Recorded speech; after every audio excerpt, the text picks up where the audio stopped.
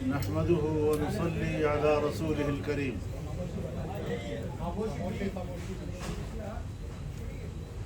آج supreme court نے قادیانی مبارک ثانی مقدمے کے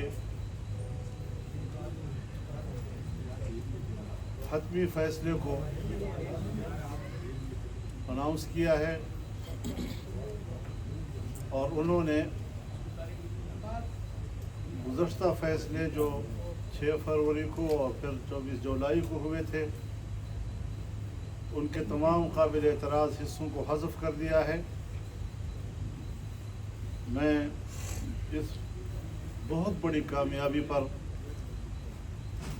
پوری قوم کو مبارکباد پیش کرتا ہوں، امت مسلمہ کو مبارکباد پیش کرتا ہوں، تمام دینی جماعتوں کو، ان کے کارکنوں کو مبارکباد پیش کرتا ہوں. اور آج سپریم کورٹ پہ تمام مکاتب فکر کے جو علماء کرام شریک ہوئے اور انہوں نے جس یکجہتی کے ساتھ کورٹ کے سامنے اپنا موقف دیا اور سپریم کورٹ کو اپنے موقف کے حوالے سے قائل کیا، یہ سب قابل احترام ہیں اور مبارکباد کے مستحق ہیں اور انہوں نے امت پر احسان کیا ہے. اس سلسلے میں اعلان کرتا ہوں کہ کل پورے ملک میں یوم جمعہ کو بطور یوم تشکر منایا جائے گا. 7 ستمبر 1974 کو پاکستان کی قومی اسمبلی نے متفقہ قرارداد کے ذریعے، متفقہ ترمیم کے ذریعے قادیانیوں کو اور لاہوریوں کو غیر مسلم اقلیت قرار دیا تھا. اور آج جب پوری قوم 7 ستمبر 2024 کو مینار پاکستان لاہور پر 50 سالہ گولڈن جوبلی منا رہی ہے اور جس دن کو یوم الفتح کے طور پر منایا جائے گا، آج کی اس فیصلے نے گولڈن جوبلی کی اہمیت کو اور دوبالا کر دیا ہے. اور اب پاکستان کے عوام ایک الگ جذبے کے ساتھ اور ایک تازہ ترین فاتحانہ تصور کے ساتھ اس پہ شریک ہوں گے اور انشاءاللہ العزیز عقیدہ ختم نبوت کے تحفظ کے لیے 7 ستمبر یوم الفتح سنگ میل ثابت ہوگا اور دنیا کی کوئی طاقت اس عقیدے کے خلاف نہ کوئی سازش کر سکے گی، نہ ان کی سازش چل سکے گی. یہ امت کی آواز ہے، یہ پوری قوم کی آواز ہے، یہ متفقہ آواز ہے. ہم ان کے انسانی حقوق کو تسلیم کرتے ہیں، لیکن ضروری ہے کہ وہ پاکستان کے آئین اور آئین کے فیصلے کو تسلیم کریں. اگر کوئی اور شہری دنیا کے کسی حصے میں بھی اپنے ملک کے آئین سے بغاوت کرتا ہے، اپنے ملک کے آئین کو تسلیم نہیں کرتا، تو اس کے شہری حقوق ختم ہو جاتے ہیں، انسانی حقوق ختم ہو جاتے ہیں. یہ عجیب لوگ ہیں کہ اپنے آپ کو اقلیت بھی تسلیم نہیں کرتے، آئین کے فیصلے کو بھی تسلیم نہیں کرتے، قانون کو بھی تسلیم نہیں کرتے، اور اس کے باوجود دنیا میں پیٹ رہے ہیں کہ ہمارے تو انسانی حقوق نہیں. تعجب کی بات یہ ہے کہ ان کا رونا دھونا یہ بھی ہے کہ ہمیں غیر مسلم کیوں کہا جا رہا ہے.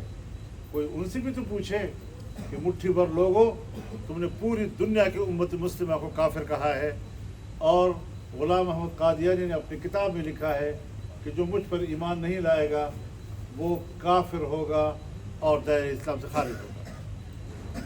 ساری چیزیں حقائق ہیں، ریکارڈ پر موجود ہیں ساری چیزیں. تو اس صورتحال میں امت مسلمہ نے بھی، پاکستانی قوم نے بھی ہمیشہ یکجہتی کا مظاہرہ کیا ہے. آج بھی یکجہتی کا مظاہرہ ہوا ہے اور یہ فتح اس یکجہتی کی ہے अल्लाह ताला ये यकजहती हमेशा कायम व दायम रखे। मैं एक बार फिर सुप्रीम कोर्ट का भी शुक्रिया अदा करता हूँ, मैं पार्लियामेंट का भी शुक्रिया अदा करता हूँ कि इस मौजू पर जब पार्लियामेंट में बात हुई तो सारी पार्लियामेंट एक तरफ एक पेज पर थी, हुकूमत भी, हिज़्ब इख्तलाफ भी, और इस मसले पर कोई इख्तलाफ राय नहीं था। दीनी जमातें हमेशा इस पर यकजहती का इजहार करती चली आई हैं और आज भी उन्होंने वही मुजाहरा किया। तो अल्हम्दुलिल्लाह इस हवाले से एक ज़िंदगी मुल्क के अंदर मौजूद है, एक शऊर मौजूद है, एक एहसास मौजूद है, और इंशाअल्लाह ये शऊर और एहसास और कौम के अंदर ये ज़िंदगी इंशाअल्लाह बरकरार रहेगी और कौम एक ज़िंदा कौम को सबूत पेश करेगी। मौलाना साहब ये फरमाएं कि जिस तरह दीनी जमातों ने इस इत्तेहाद का मुजाहरा किया, इससे पहले जब वोटर फार्म से खत्म नबूवत का हलफनामा निकाला गया था उस वक्त भी इसी तरह का रद्दअमल आया और उसको वापस लेना पड़ा, और भी मुतअद्दिद मौके पे इस तरह से हुआ। क्या वजह है कि सूद पे भी तमाम मसालिक जो है वो मुत्तफिक हैं, अदालती फैसले मौजूद हैं, इस्लामी नज़रियाती कौंसिल की सिफारिशात पे, कानून साजी के मामले पे ये सब कुछ मौजूद है। क्या वजह है कि दीनी जमातें इस एक बड़ा भारी पत्थर जो है उसको उठाने में कामयाब क्यों नहीं हो रही, और क्या इस इत्तेहाद को इन मकासद के लिए भी आगे बढ़ाया जाएगा? हाँ, ये बात आपकी बिल्कुल वजह है कि सूद के मसले पर भी पूरी कौम मुत्तफ़िक़ है, उलमा मुत्तफ़िक़ हैं, तमाम मकातब फ़िक्र मुत्तफ़िक़ हैं, लेकिन यहाँ पर हुकूमत को इनकार नहीं था।